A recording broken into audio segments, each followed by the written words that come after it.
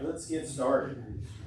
So we were wrapping up in section 6 in our study of Esther, and we didn't quite get done. We had a few slides left to go, and I'm being told that maybe I didn't go far enough back in our slides. So had we finished slide 6, which was the observations? Okay. All right, so I don't have that one here with us. I've only got starting on this one forward, so I'll read off what those were so that we can fill in our blanks. So let's do a little bit of review of this section before we get to that. So we're in chapter 5 of the book of Esther, and things are really starting to happen now. So Esther has decided that she is going to go in to the king and try to save the situation. So she goes in and she risks her life by going before the king uninvited. And so the king sees her, and what does he do? Holds out that scepter. That's right. So instead of saying off with her head, or however it was that she would have been executed, he is glad to see her. And so she comes in, and he gives her an extravagant offer. What does he offer her? Yeah, what do you want? Up to half the kingdom. You know, just any old regular day. Oh, hey, honey, great to see you. What do you want? Half my kingdom. Why not? So he offers this, and so now Esther can ask for anything that she wants. What does she ask for? Party. That's right, a banquet. Yes. She appeals to what we've learned about this king. He is a party individual. She asks for a banquet and asks for who to come along as well. Haman. That's an interesting choice, isn't it? So here, Haman is the enemy. Haman is the one that has resulted in this decree going out to kill all of the Israelites. So she asked for Haman to go. So they go to this banquet, and so the king knows that that's not all she wanted. So he's perceptive in this. So he asks her again, what do you want? Up to half the kingdom. What did she ask for this time? Another banquet. Another party. Right? Okay, so he's agreed to grant this. So Haman leaves, and Haman is just walking on sunshine. Right? He is tickled to death that he has been invited to these parties. He's being honored. This is a wonderful thing. All is right with the world until he sees whom? Oh, that Mordecai. Why does he not like Mordecai?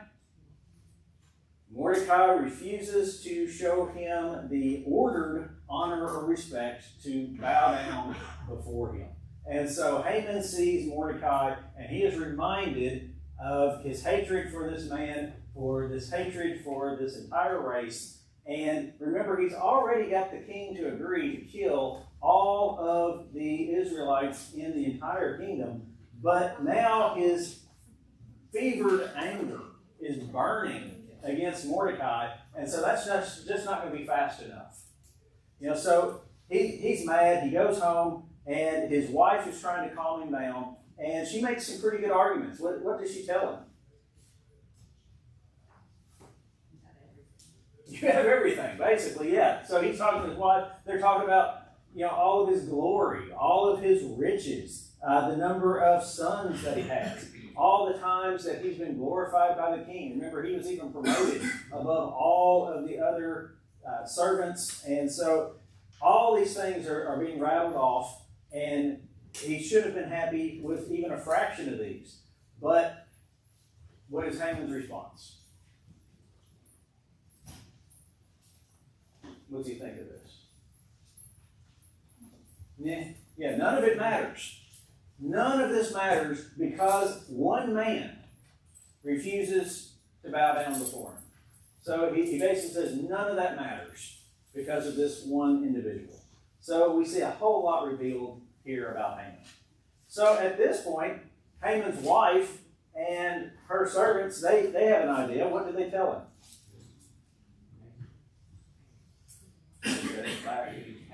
Hang him, kill him. Yeah, let's build a gallows. Not a little gallows, a 75-foot tall gallows. Let's execute Mordecai. Wouldn't that be great? And so Haman likes this advice, and so he orders this be made. All right, so that gets us to, we were talking about kind of the quiet hand of God, some of the things that God does, and then we got to our observation slide. So one of the observations that we can see is God's hand may work through simple and successive events. So there's nothing flashy going on here. We don't see lightning from the sky. We don't see a burning bush. We see just little everyday things just piling up, leading toward this event. So succession, this progress. So we talked about last week how odd it seems God is making his will be done through a series of parties. All these different things are happening. Little, ordinary, day-to-day things are still part of God's plan. All right? The other observation here. Appearances deceive. From the outside looking in, Haman looks like he is in a great spot, right? Haman seems secure. He is the honored servant. He has been promoted above everybody else. He's fabulously wealthy. He has this large family. Everything looks great for Haman. But we see God's plan in motion here is reversing his fate.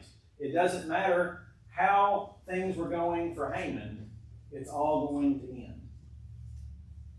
All right, and then the other observation, it's really interesting seeing how Esther worked all of this out. So we see her restraint and her timing playing key roles in this unfolding deliverance. So she could have, right there in the throne room, said, we got to talk about this decree. We got to fix this. She didn't. She appealed to the king, knowing who he was. She's like, let's have a banquet. Will you honor me with this banquet? And then he asked her again, what do you want? Will you honor me again with another banquet? She is doing this very slowly. She is further endearing herself to the king. She's not just coming right out and asking for what she wants. So it's very interesting to see the wisdom of this young lady. All right, now I think we're ready for the slide that I got to right here. So, one of the points is God often works through the unnoticed. I think that's evident if we look around in the world. How many people don't seem to notice God at all? People have dismissed God. People question even the very existence of God. That doesn't stop the fact that he's working. That doesn't impact the effectiveness of his work in any way. But it's very, very easy not to be paying attention, to not notice what God is doing. So sometimes it's the simple, everyday decisions that are all part of God's plan. Because we look at these amazing stories in the Bible, and we look at some of these things, we look at Abraham, we look at Joshua, we look at these grand things that they accomplished. Well, most of us are not going to have those grand moments like that in our lives. We're probably not going to be called up to the mountain to sacrifice our child. And it's not going to be written down for generations to read. We live in a regular, normal, everyday life. But God has a plan for that normal, everyday life. The things that we do, the things that we say, the interactions that we have, all of that is adding up for God's plan. And God's plan is he wants every single person to go to heaven. He's made it our responsibility to tell everybody, to help everybody. So all these little daily things that we do, it's all trying to add up to that end goal. But it's very easy to not notice. All right? The next lesson for us. Dignity and restraint are powerful. Sometimes we attribute power to the wrong kinds of responses. You see the person who shouts and screams and gets angry. So a lot of times society says that's the powerful person. That's the person that gets all the attention. Well, that's not always the case. Sometimes it takes more power to not fly off the handle. Sometimes that dignity and restraint goes a long way. If you stop and think back about the people in your life, who do you tend to think more highly of? The person who is reserved and thoughtful, or the person who just completely goes off at the drop of a hat? But society says, well, here's the powerful person, the take charge person, the get it done, the yell, the energy, the passion. Yeah, and there's a place for those kinds of things at times. But dignity and restraint are powerful. So we see Esther here, we see her wisdom. She's shaping outcomes more than just boldness. She was bold. She went into the presence of the king at the risk of her life, but even when she was there, she practiced this restraint. She didn't just blurt out the thing. She very carefully planned things out, and she did things very calmly. Sometimes we see providence unfolding through narrative. Now, what in the world do I mean by that? So, how many times do we talk to God and we ask to see some kind of sign, or we're wanting God to talk to us? Especially in challenging times in our lives, we're on our knees, we're praying to God. God, tell me what you want. Guide me. Deliver, say whatever it is I need to know. Make it revealed to me. Sometimes, if we stop and we look around, we see God speaking to us. But it's unfolding through the events. It's happening because our faith, other people's faith, we see the way people are reacting, things that people are doing. That's God talking. When people do things that are godly, where did they learn that? From God. When we are doing God's will, we are communicating to people God. God doesn't speak to us directly in a divine, from heaven or from a burning bush, but he speaks to every single one of us every day through providence, through other Christians, through acts of kindness. All of these things that are playing out speak to us. That unnoticed thing we're talking about. If we open our eyes, we should notice. God is all around us, speaking to us all the time. So we need to maintain faith when God seems silent. No, he's not speaking to us through a burning bush. But he speaks to every single one of us every single day. He's screaming from the mountaintops, honestly, if we will just pay attention. All right, so let's get to some application questions then before we move to the next chapter. So, what ordinary moments in your life might actually be part of God's unseen plan? So, what do you think? What are some things that seem normal that God might be using in your life? Yes, sir. I think like job offers, like where you're placed at in life, the people you're around. Absolutely. So a while back, I had the opportunity to help a coworker end up getting baptized. So ended up in a conversation with her, and the next thing I know, I'm getting a phone call. She's like, "Hey, can you come to the church? Let's make this happen." It is entirely possible that my entire work career was for that moment. And it would have been worth every single thing I ever dealt with at work for that moment. The dominoes I was talking about last week. All these things get put into motion. You happen to be in the right place at the right time. So career, I absolutely think that could be. The people that you work with, the influence that you have. What else in your life could be? Yes, ma'am. My mom, she calls them God links. God links? Okay. She calls them God links. So for me, for example, I, at the end of college, didn't know where I wanted to move to, what I wanted to do. I'd go to Nashville and move away. And as I was graduating, literally about to walk the stage, I got the phone call from Morgan public schools offering me a job. She's like, that's a God thing. That's telling you, like, go, do it. She's like, full support, full send. Like, if he's timing it like that, that's what he wants you to do, then go. Yeah, so these things happen to come up so many times. I think every single one of us probably has some event in your life that you can say, wow, the timing on that just seems really odd, doesn't it? This person said just this thing right when I needed to hear it. Or this flashed across the television and it told me about this book that maybe I didn't know about. Or, this specific sermon. How many times has Neil or Hiram preached a sermon and nobody else needed to really show up that day because it was to you? That happens to me all the time. They're like, this is what Charles needs to hear today. It seems that way, doesn't it? God is speaking to us. Those things are out there. Ordinary events can be part of God's plan. All right? How do we balance courage and restraint in making decisions?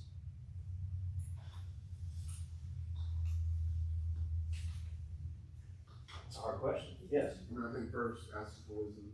Right, Travis? Ask for wisdom to give it to you. And number two, talk to people around you. Get their input from the council and many around you. And I think those, along with scripture, kind of will help guide your decision making. Do I need to act fast, do this now, or do I need to, kind of wait and let some things play out first before something? Mm-hmm. And we see Esther doing very similar to that, don't we? We see her having the people fast. We have her talking to Mordecai, getting advice. Obviously, the way she plays this out, she spent a lot of time in thought, likely in prayer, on how to play these things out. But it has to be a balance. So many times, I think we either charge headlong into things without thinking things through, and sometimes that causes us to blunder, or so many times, I know this happens in my life, you restrain so much that you never actually get around to doing whatever it is. It's got to be a balance. You've got to have enough boldness to get it done, but enough restraint to ask for that guidance. Yes, sir? It seems to me that this is a lifelong process. It just doesn't happen once. It begins with small things where you demonstrate a little bit of courage, and over a lifetime, it becomes a pattern for the way that you live and behave. Mm-hmm. Yeah, and that little bit of courage, you really don't know until you look back in hindsight what that courage can fuel. So, an example I've used before in some other classes. When I was growing up, I was terrified of public speaking. Being up here right now, when I was younger, I would have melted down into a puddle and just oozed across the floor. Like, there's no way that I could do this. Now, I was attending church at Delafield Church of Christ, and Brother Garnet Baker, who's with us now, he was a preacher. And I walked in one day, and they were looking for somebody to lead the prayer, and Garnet walks by and says, Charles will do it. He doesn't even slow down and walks away. I didn't have a chance to protest, nothing. So here I am up there about to literally die, terrified. Well, once you do it once, what happens at church when you get asked to do something one time? Is that the end of it? It's your job. It comes up again, right? Well, guess what? The second time was just as bad, but I did it. The next time, still just as terrible, but I did it. But slowly, I got used to that. Now, I enjoy public speaking, and that becomes natural as you have the courage to go through it. Courage, again, is not the absence of fear, it's doing it anyway. So, I'm very thankful to him. I'm very thankful for that opportunity. So, sometimes that little seed of courage can bloom into great things. So, go out and do that thing. Whatever it is that you're a little timid about or you're mortally terrified of doing, give it a try. You never know where it's going to end up. All right, last question. So, where in your life have small steps and trust hurled great reversal or deliverance. So there's something going on in your life, but you keep moving forward, one foot in front of the other, and things end up working out. Anybody have any kind of experiences like that that you were willing to share?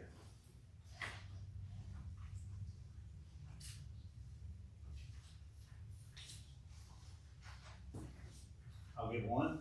So my son was born with Down syndrome. We had no idea that he was going to have Down syndrome. The doctors recommended, hey, don't do the test. Just, it could be false positives. You'll just worry about it. So he's born and we find out. We're absolutely devastated. Wrecked. All the excitement. We thought, okay, we're about to be parents. Now this has happened. Why, God, why has this been thrust upon us? Well, when you have a newborn child, you have to take care of that child. You don't really have a choice but to take the steps. Down syndrome or not, you gotta eat. They gotta be changed. You gotta rock them to sleep. All the normal things that you do with any child. So, small steps, praying to God, wondering what's going to happen. At some point, and I don't know where it was in that journey, it finally dawned on me that this was one of the greatest blessings God could have ever given me. Because as a parent, I have a child who doesn't understand God's law, who doesn't understand right from wrong. He's going to heaven. He doesn't have the capability of sin because he doesn't understand it. I never have to worry about the fate of my child. There is nothing that God could have given me better than that. But that was not my thinking day one. It was those little steps, that little progress, one day at a time. All right, let's go to our conclusion slide. So chapter 5 reminds us, sometimes it's the simple things, the parties, even banquet invitations, or sleepless nights. They can be divine breadcrumbs. God is leading us on this path. All these things are building up. The dominoes, if you will. All of these things are being put in place by God. In the quiet hand of God, ordinary events wiggle their way into God's sovereign narrative. We don't see the grand plan, but God does. He sees how it all fits together. There's no way we can even comprehend the complexity of how it all fits together, but he does. So for us, we have to stay ready. We got to be patient, which I'm not good at. You ever pray for patience? Isn't that a silly thing to pray for? If you stop and think about it, how do you get patience? Ding. Yeah, you got to be tested. Something has to try your patience. What are you asking for? It's worth praying for, but I'm just telling you, when you ask for that, God will deliver. God answers prayer. You got to be observant. So God may be at work behind the scenes. Now, I'm not saying that we can point to every single thing that happens and say, aha, there's God doing. We've got billions of people on this earth with free will that are doing things that cause all kinds of different events to happen, many of which are not according to God's will. But there's a lot that God does do. So we have to be observant. All right, let's move on now to chapter 6 of Esther. So we're going to see God at work. So let's read chapter 6 now. Let's see, that's a short one. Let's break that up to, how about, would somebody like to read verses 1 through 9 of chapter 6? The night the king could not sleep, so no one commanded to bring the book of records. So one was commanded to bring the book of records of Chronicles, and they were read before the king. And it was found written that Mordecai told Bigthana and Teresh, two of the king's eunuchs, the doorkeepers who had sought to lay hands on King Ahasuerus. And the king said, "What honor or dignity has been bestowed on Mordecai for this?" And the king's servants who attended him said, "Nothing has been done for him." So the king, who was in the court, now Haman had just entered the outer court of the king's palace to suggest that the king hang Mordecai on the gallows that he had prepared for him. The king's servant said to him, Haman is there standing in the court. And the king said, "Let him come in." So Haman came in, and the king said to him, "What shall be done for the man whom the king delights to honor?" Now Haman thought in his heart, "Whom would the king delight to honor more than me?" And Haman answered the king, "For the man the king delights to honor. Let a royal robe be brought, which the king has worn, and a horse on which the king is ridden, which has a royal crest placed on his head. And let the robe and horse be delivered to the hand of one of the king's most noble princes, that he may array the man whom the king delights to honor, and parade him on horseback through the city square, and proclaim before him, Thus shall it be done to the man whom the king delights to honor." All right, thank you. All right. We see, again, Haman's pride coming in here. All right, so pick up verse 10 through 14. Then the king said to Haman, "Hurry, take the robe and the horse, as you have suggested, and do so for Mordecai the Jew, who sits within the king's gate. Leave nothing undone for all that you have spoken." So Haman took the robe and the horse, arrayed Mordecai, and led him on horseback through the city square, and proclaimed before him, "Thus shall it be done to the man whom the king delights to honor." Afterward, Mordecai went back to the king's gate, but Haman hurried to his house, mourning and with his head covered. When Haman told his wife Zeresh and all his friends everything that had happened to him, his wise men and his wife Zeresh said to him, "If Mordecai, before whom you have begun to fall, is of Jewish descent, you will not prevail against him, but will surely fall before him." While they were still talking with him, the king's eunuchs came and hastened to bring Haman to the banquet which Esther had prepared. All right, thank you. All right, so we see here the King Ahasuerus, cannot sleep. And so, what's his solution to that? Read the records of the court. That'd probably work, right? Yeah. Read the most boring thing that they could think of. All the recounting of all the chronicles of everything that they've written down. He's a volatile individual, but he's not a stupid individual. He knows how to go to sleep. This will bore me to sleep. So, he's asked for this. But in the reading, lo and behold, there's something interesting. The Chronicles recorded this little note. Mordecai had proved his loyalty, and he had saved the king's life. So remember when we read that, the only thing that was said about it was noted. Well, here we go. Here's the note. Yeah. So the insomnia of the king and this little footnote in the Chronicles combine together to start revealing God's plan. So he remembers Mordecai here when this is read off. And so what's he ask? Yeah, what did we do for him? That's a big deal. Oh yeah, Mordecai, he saved my life. Yeah, how do we thank him on that? And what was the answer? Yeah, we made this note. Yeah, nothing. So, no honor had yet been given. So we see God, kind of, here's your God wink, right? He's kind of peeking out like that. Now it's coming together. It's starting to happen. And so now the king is, pondering what to do. So we see God here using insomnia as part of his orchestration. Those who suffer from insomnia, isn't this an encouraging chapter? There may be a divine purpose for you not being able to go to sleep at night. I'm not saying there is, but there could be. In this situation, there certainly was. Right, so the king is pondering, what should I do? How would I honor the individual who saved the king's life. And he's thinking, I need some advice. And so he says, who's standing around in the corner? Go find somebody. I need to bounce some ideas off of somebody. And so they go and they look outside, and who just happens to be standing out there? Haman. And why is Haman there? Yeah, he's had this great idea that they're going to hang Mordecai, and they've already built the gallows.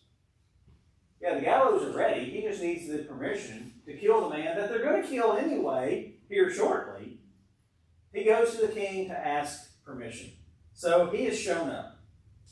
And so he walks in, and the king asks him a very leading question. What's he say? That's right. So here, Haman walks in, and you can imagine, Haman, I'm so glad to see you. What should I do to honor the man that it would delight me to honor? Well, what's Haman think? Yeah. Immediately, he assumes, there's nobody the king would rather honor than the great me. He's already promoted him above everybody else. He's already fabulously rich. He's already been invited to these 2 banquets with the king and the queen. So he, of course, assumes, this is me. And so we see here kind of what is Haman's secret wish. What would he like to have happen? Yeah. So what is his suggestion? Lay it out there. Lay it out there. Yeah.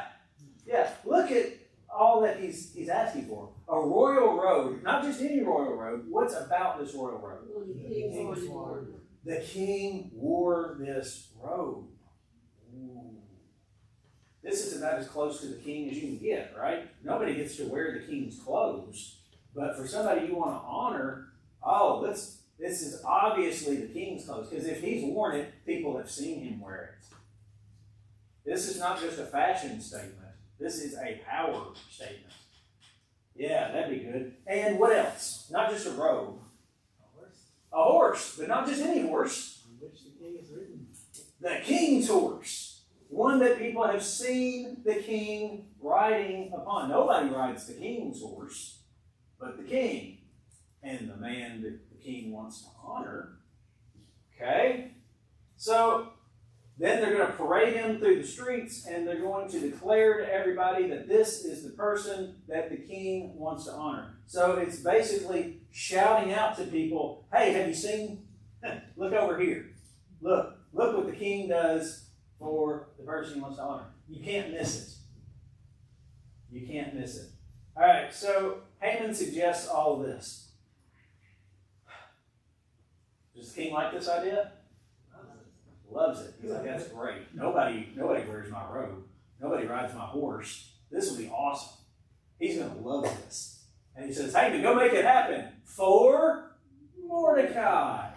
Can you imagine what is going through Haman's mind at that moment? Because he is here for the sole purpose of asking the king if he can execute Mordecai on the 75-foot gallows that he's just built for him. You talk about pulling the rug out from somebody.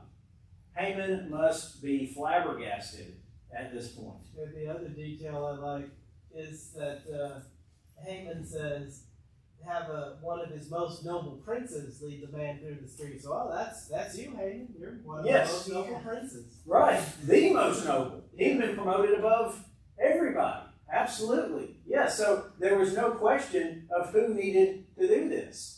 So he's unwittingly arranged for the honors for Mordecai. And so we see, though, very interesting things. He didn't protest, as far as recorded.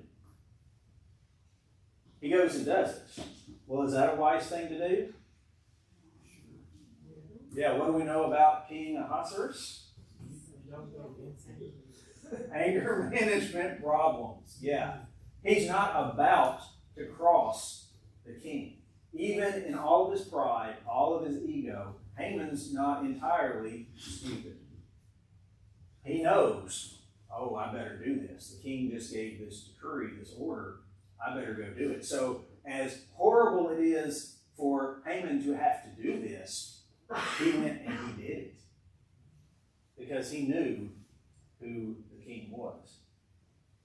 All right, so he goes through and he does all of this. So he is now marching around declaring the honor upon the person who wouldn't bow before him. Ah. Have you ever done something and muttered under your breath the whole time you're doing it?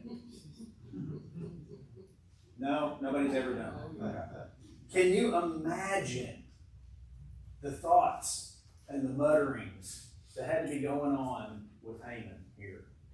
So he does this, and then he returns home in mourning. He's been absolutely humiliated, right?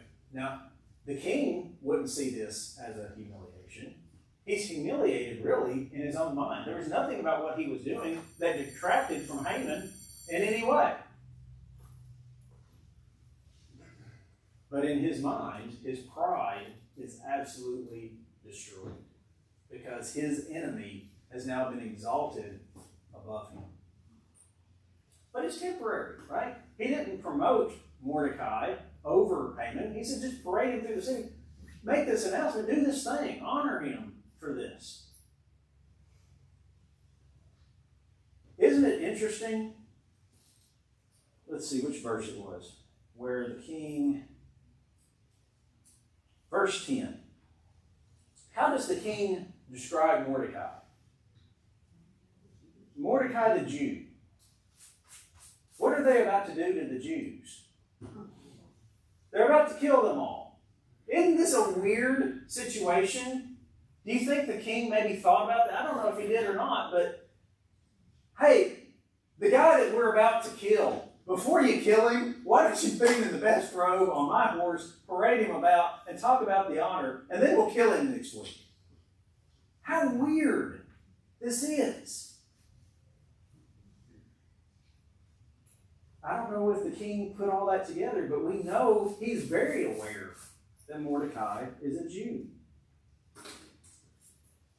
All right, so now Haman is at home, and his wife and their friends, the ones that gave him the advice of, hey, build a gallows for him, now what do they say? They're singing a little bit different tune. Yeah, they're saying, if Mordecai is Jewish, you can't stand against him. Why in the world might they say that? That's a weird statement, isn't it? You've probably heard about a lot of the things that God has done, like to the Egyptians, to the Assyrians. They may have an inkling that he's not to be messed with. But isn't that interesting? They had to have known those stories for this. When we think about Rahab and all that she knew about the history of the Jews and the things that God had accomplished for them. They obviously know that to make this statement. And yet they're the same ones that said, hey, let's go kill all the Jews. Did they know he was a Jew? Well, the king did. So I don't know if they did. Surely in his ranting, Haman would have said something about it. Well, they had to, because that's why they were killing all the Jews, because of Mordecai. So they absolutely knew he was a Jew. Yeah, they know. So it's just a strange situation here. We see this reversal in thought, right? Oh, well, let's just kill all the Jews. But we also see this acknowledgement of, well, I mean, the God of the Jews seems to be with them. And in the most improbable situations, God delivers them. So they've changed their tune a bit. Charles, Yeah. I think it's interesting too, the fact that you talk about them knowing that Mordecai is a Jew, but it's interesting, like all of the enemies of the Jews, they don't realize, they hear about the God of heaven, they understand his actions and the things that he's done, but it never stops them from going to try and persecute God's people. And like with Haman, they usually don't realize it until the very last minute that they've messed with somebody or a group of people who God is with at all times. Mhm. Yeah. And I think we see that playing out in today's society too. You know, people just dismiss God. You know, we have all of this proof of God's existence. We have the proof that Jesus existed and all that he did, and yet people ignore all of that. And up until the very end, you know, oh no, they've heard better, they know better, but they just dismiss it. They make God their enemy. Can you imagine God being your enemy? And that's what they're starting to realize here is, ooh, he's a Jew. God seems to be looking out for him. You know, and maybe they're looking at this kind of like we're looking at it, like the king knows he's a Jew, but yet he just had him paraded through the whole city. You know, it just seems really odd. It's enlightening. It's also interesting because, I mean, they're still in captivity. Right. So it's not like they're a mighty nation at this point. Right. They're a conquered nation. Yeah. Yeah. God did deliver them from that, right? Sometimes people have to poke the bear to remember how 3 years in time. Right. Exactly. Was that the second bell? That's- All right. So that's what we'll wrap up tonight.